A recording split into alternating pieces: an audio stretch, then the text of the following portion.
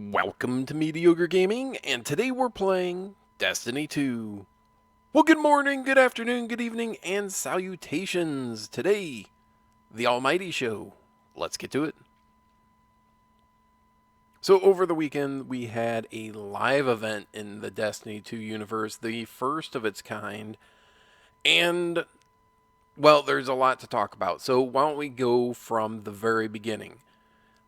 We were tasked at the beginning of this season to stop the Almighty from crashing into the last city by helping the Warmind. The Warmind sent out satellites with our help and created this defensive matrix. Now, at one point, we had to launch all these satellites as a community challenge, and we eventually did it. Once that was complete, whenever you went and talked to Anna Bray in Mars, she said that, congratulations, we did it. We are now ready to take on the Almighty. Rasputin's at full power, and we are ready to take out the Almighty. And not just take out the Almighty, we'll be able to deal with future threats to the system as well as expanding humanity's reach within the solar system. Alright, so then outside of the game, Bungie said that at such and such a time, there would be this live event. Now, the notice that was given was less than 24 hours, which is not unusual for other games. Now, if you did arrive into the tower at the prescribed time, you could see the Almighty closer than ever, but that was it. There was no show per se that was going on. Or maybe you thought that once you got to the tower, that was a show, and we would do something later on this last half a week into this season of The Worthy in order to do something to further the progress, and then we would see, a cutscene or whatever. Now, I'm sure there was more than a little bit of confusion while the live event was going on, and if you want to see a condensed version, that will be at the end of this video. As it turned out, the show didn't start on time. So even if you had gotten to the tower on time or early, the show did not start on time. The Almighty arrived in the sky approximately 1 hour before the show was supposed to start. And then the show did not start when it was supposed to. You had to wait. And then it was very, very slow and ended up taking an hour and a half to 2 hours, depending on when you showed up at the tower. Now, there was no communication about how long this show was going to be, how long or how much time you should allocate, and, things like that. Things like when it would actually start, or was the show supposed to start at reset, or were you supposed to be there at reset in order to appreciate the full magnitude or full scope of the show. And then once you got up to the tower and saw nothing was happening, I'm sure there were a lot of people that were confused as to what was going on. And I think as many people that stayed, there was an equal number of players that ended up leaving thinking that that was the show. You wait 5-10 minutes, nothing seemed to be going on. You look around, nothing seems to be happening, and that was it.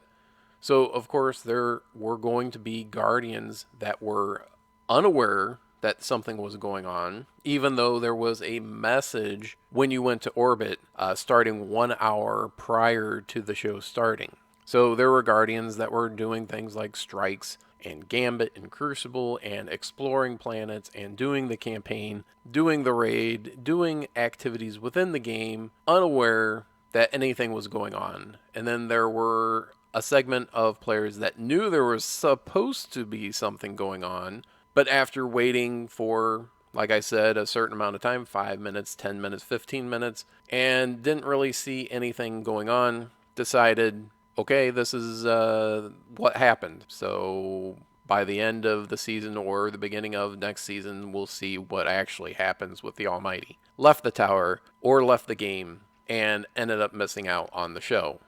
So a lot happened, and a lot very slowly, and there wasn't very good lines of communication. So I think when something like this is happening, it needs to be telegraphed well in advance so that people can, make some time in order to participate if they have that availability to do so. So I would have liked to have seen more or a longer period of time in between when it was announced and when it actually happened. That would have been great, just so more Guardians could participate in the live event if they so chose. Be that as it may, when you say something is going to happen at a certain time, it needs to happen at that time. In order to reduce confusion, in order to reduce the amount of people that are in the tower at a particular time, you need to say it's going to start at 12 o'clock, 1 p.m., whatever the time happens to be, and then have it happen. Additionally, this happened over the course of an hour and a half, and I think a lot of people felt like it could have been condensed down to about 5-10 minutes and be done, and that would have been good. Maybe the team at Bungie thought they wanted a more quote-unquote realistic approach with how long it would take to take down a ship of the magnitude of the Almighty in the sky, so it would take a lot of time. Now, the AI, I would have thought, would have come up with a better solution than throwing a bunch of warheads at it, but that's just me. Now, in the future, instead of having a live show per se, maybe they would have a message saying something was going on, and then the next time that you go to the tower, whenever that happens to be, as long as it's after that time that the system put out the message, you go to the tower, and then you will see that show yourself. So it doesn't matter necessarily what time you do it, as long as you go to the tower. So not a cutscene per se, but an event that happens, and it happens for everyone whenever they happen to go to the tower. If you want to be the first one to see it, then you would go to the tower as soon after that message pops up as possible, and then you would get to see it. This would give the players a little bit of a surprise, or a little bit of, although you know it's going to happen, you don't know when it's going to happen. And additionally, it would reduce the overall load on the server, so that when people go into the tower, they don't necessarily bog down the system all at once. You already have a set number of players on the game at any particular time, and if you're not telegraphing the event going on, and the event happens for everyone, regardless of when they get on, then I see that as a win-win. People can still participate, even if it's not at the exact time that it actually happened. Now, one of the things that Bungie has talked about during this season was that they wanted to reduce the amount of fear of missing out that players would have, and this event is the exact opposite of what they talked about. Fear of missing out, of course, is being there when something is happening, or being worried about not seeing something or being involved in something that is going on during the season.